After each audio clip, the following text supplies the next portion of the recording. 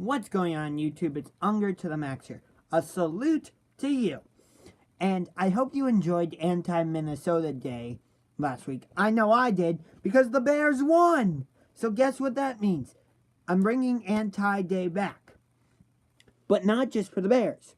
So unfortunately, I don't think I'm going to do Anti-Los Angeles Day today because even though you can see I'm rooting for the Cavaliers tonight, we're not in a position to beat the Lakers.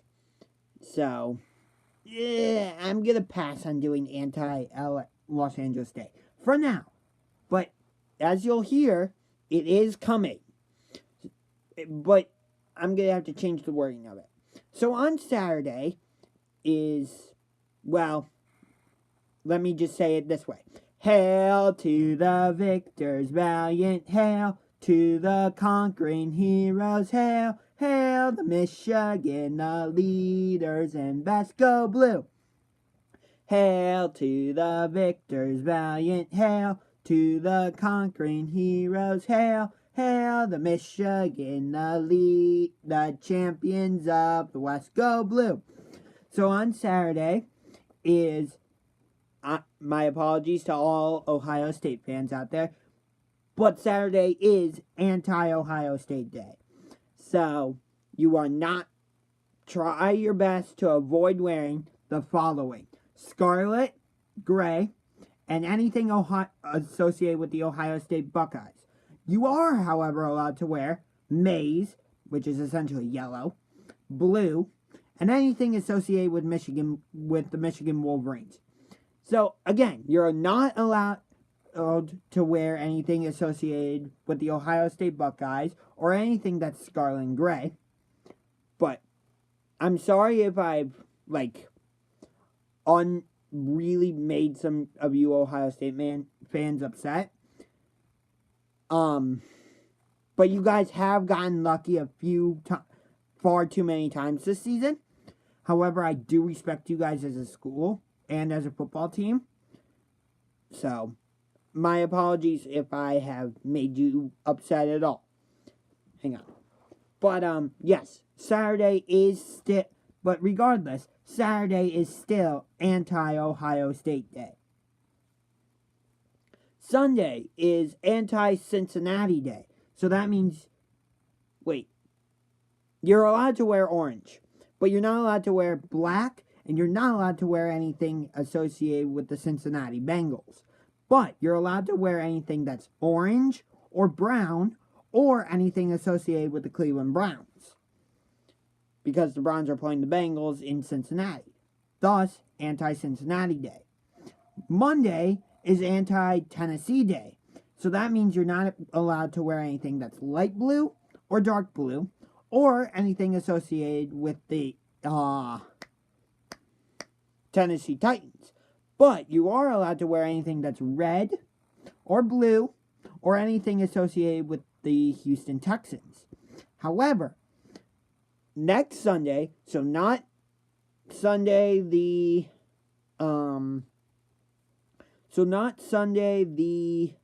25th, but Sunday the December 2nd, you are not, it will be Anti-Houston Day. So, you will not be allowed to wear anything red or blue or anything associated with the Houston Texans. But you will be allowed to wear anything that's orange, brown, or associated with the Cleveland Browns. And Sunday, December 9th, is Anti-Carolina Day. So that means you're not allowed to wear anything that's like a light blue, a black, or anything associated with the Carolina Panthers. However, you are allowed to wear anything that's orange, brown, or anything associated with the Cleveland Browns. Also, I believe it's that same Sunday. I have to double check. But that same Sunday is also Anti-Rams Day. I can't say Anti-Los Angeles because the Chargers are also in Los Angeles. Excuse me. So, I can't say Anti-Los Angeles because I support the Chargers. So, it's going to be specifically Anti-Rams Day. So, you are not allowed to wear anything related to the Los Angeles Rams or their colors, but you're allowed to wear anything that's orange, blue, or related to the Chicago Bears. Got it? Good. So, yes. So tonight, LeBron makes his return to Cleveland. I'm not sure how the Cavaliers are going to win this game. To be honest, I'm just going to come out and say it. Excuse me. I will be shocked. Sorry about that. I will be shocked. More like stunned, actually, if the Cavaliers are somehow able to pull off the win tonight. Because we don't have Kevin Love. J.R. Smith wants to be traded and thinks we're in total rebuild mode and we're purposely losing, which sometimes it looks like that, I'll admit. But there's just too much turmoil, I think, with this team. It's not good for, a young player like Colin Sexton, and I don't know. I just don't see the Cavaliers winning tonight. I'm a diehard Cavaliers fan. Don't get me wrong, but I'm also an honest Cavaliers fan and a realistic Cavaliers fan. And right now, we're just not that good of a team. We don't really have anybody. I mean, there were a couple games we should have won, but we didn't have that go-to guy to really close it down and to close the show and win the game. Now, if we still had LeBron, that wouldn't have happened. But if we still had Kevin Love, that might not have happened. But we can't go back and say, what if this or what if that? That's not how historians study. If you do that, you're not a true historian. But I will say, in general, the NFL is better than the NBA right now. I mean, the NFL, did you see that Monday night game last night? Or 2 nights ago, rather, sorry. 54-51. Are you kidding me? That was one of the best games I've ever seen, flat out. If that's the Super Bowl, I'm all for it. But the one team that could prevent the Steelers, that could prevent that Super Bowl from happening are the Pittsburgh Steelers. I'm not going to say the New England Patriots. Something seems off about the Patriots this season, and I'm not sure what it is. But something seems off with them. So I'm not going to say the Patriots. It's the Steelers. Their defense may not be like tops in the league in terms of statistics and all that. And yeah, but they're right in the middle. I mean, and their offense is ridiculous. I mean, if you want to double team Antonio Brown, there's Juju Smith-Schuster on the other side to beat you. You want to double team Juju Smith-Schuster? Okay, here's a dose of Antonio Brown. Oh, and don't forget, we had the whole Le'Veon Bell scandal, or not scandal, rather, we had the whole Le'Veon Bell situation. Well, guess what? We got a replacement, James Conner. And I think he's actually better than Le'Veon Bell because Conner doesn't wait as long to hit the hole like Le'Veon Bell did. Sometimes I think Bell waited too long to hit a hole.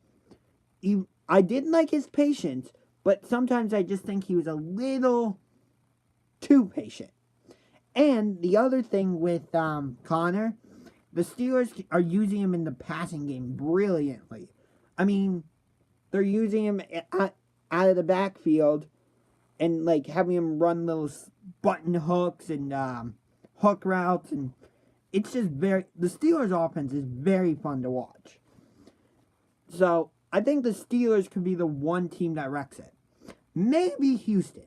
Maybe. The Texans are a good team, which is why they're one of my favorite teams in the AFC.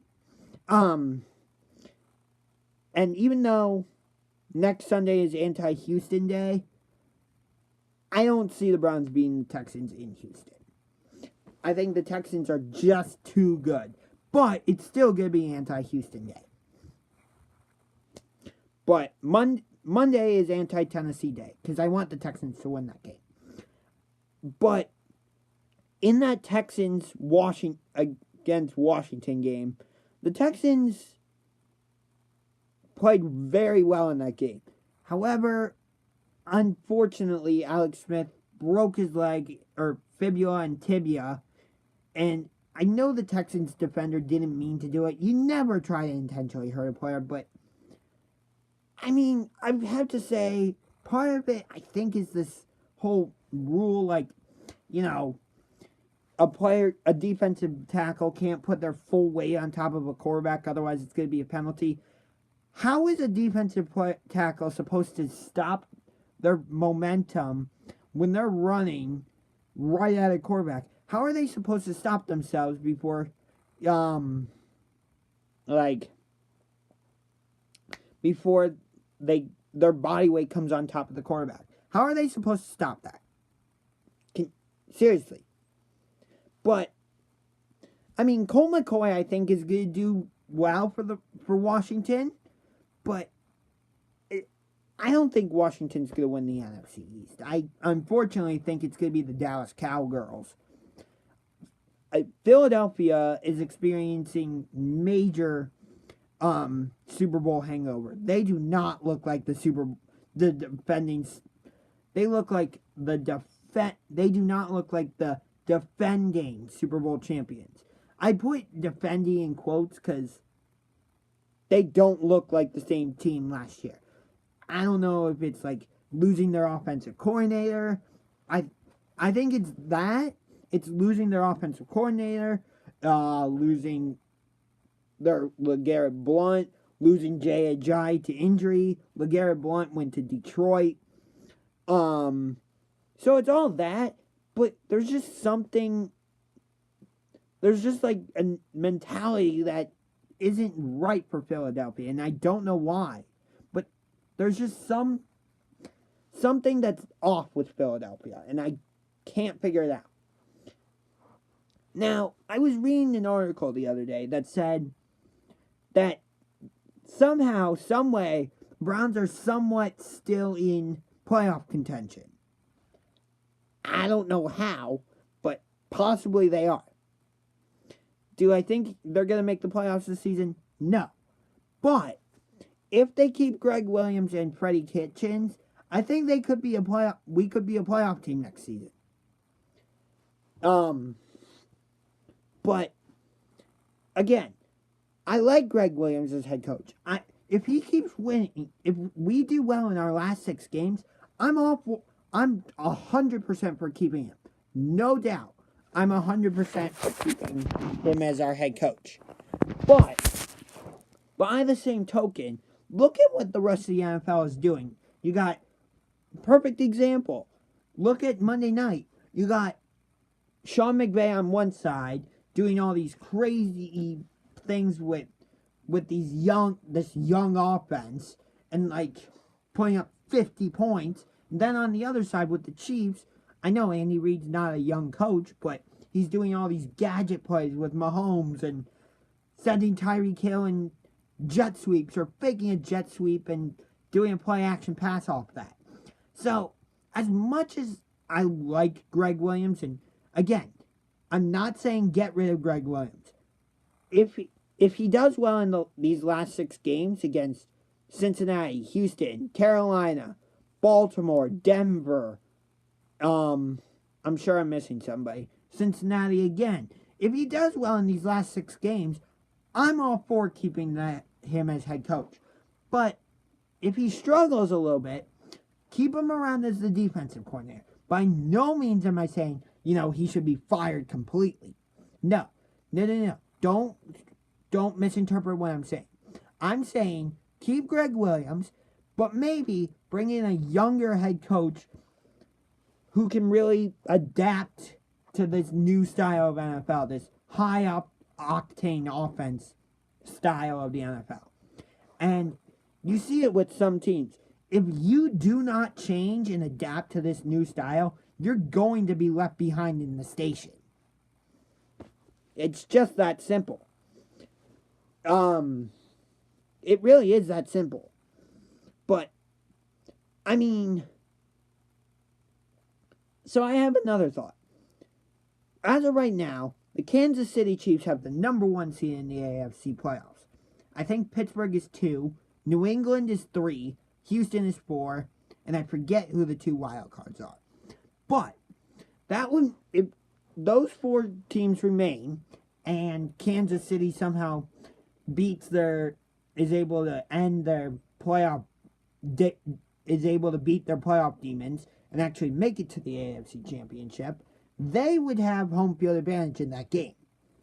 So, let's say New England advances and plays Kansas City in the AFC Championship game in Arrowhead. Do you think the Patriots could win that game? Comment in the comment section below. Because almost every time New England has made it to the Super Bowl, what's been one of the key reasons? Right, that New England has had home field advantage, and that the AFC Championship game is in Gillette Stadium in Foxborough, Massachusetts. But I want to see, can the Patriots make it to the AFC Championship game if they don't have home field advantage? How do they adjust to that? So, I'd love to see these standings finish. Even if Pittsburgh gets the number 1 seed and Kansas City gets the 2 seed. As long as New England doesn't get home field advantage, I want to see that scenario play out. How does New England adjust to that? Can they go on the road and win 2 or 3 playoff games and get to the Super Bowl? We don't know, because they haven't had to, because they've had home field advantage. Now, of course, in the NFC side, Rams have home field advantage as of right now. But I think there's a team they'd rather not play in the NFC Championship game. And that's the only team that beat them, the New Orleans Saints. How do you slow this team down? You can't take away Ingram right now. You can't take away Kamara. Drew Brees is throwing it all over the yard. I mean, people were saying, oh, the Saints, they're not going to be able to go on the road and beat the Bengals after winning such a high-stakes, meaningful game at home against the Rams. Ha! That's a joke. They went out and put up a 50-burger on the Bengals. And that made the Bengals fire their defensive coordinator, and they went bye-bye. And then they come back home and blow out the Eagles. The defending Super Bowl champions. Those 2 teams were not even on the same playing field. It didn't even feel like the Eagles were there. It felt like the Saints were just there and nobody else. Just saying. Yeah. But, so, back to Michigan and Ohio State. Ohio State, you have gotten lucky too many times this season. And, number 1, at Penn State, we should have beat you in the whiteout. Minnesota, you even got a little bit lucky there. Nebraska, you got lucky there. Last week at Maryland, you definitely got lucky. I don't even think Ohio State should be in the top 10 in the college football playoff right now. I would put them at like 11 or 12. That's just me. My top 10 would be, number 1, the Alabama Crimson Tide, obviously. No, actually, their one signature win, I would say, is at LSU. So, I'm actually going to, this may surprise you, but I'm actually going to put Clemson at number, no. Yes, I'm going to do it. I'm going to put Clemson at number 1, Alabama 2, Notre Dame 3, and Michigan 4. Number 5, I'm going to put, Georgia. 6, let's see, Oklahoma, no. LSU, no. who would I put at 6? Washington State? Yes. 7 Oklahoma. No. 7 LSU. 8 Oklahoma. 9 UCF. 10 Ohio. No, not Ohio State. 10. Who's below Ohio State in the rankings yesterday? Oh, man. Who was 10? Oh, I forget. Ugh. Ugh. Oh, 10 I would put 10 I would put Florida. 11 Ohio State. Yeah. Ugh. I think I just got something in my eye. So that's going to do it for this video. Hope you liked it. If you did, punch that like button like a UFC fighter and punch that subscribe button. So until next time, this is Under to the Max signing off by saying, go Cavaliers, beat the Lakers somehow.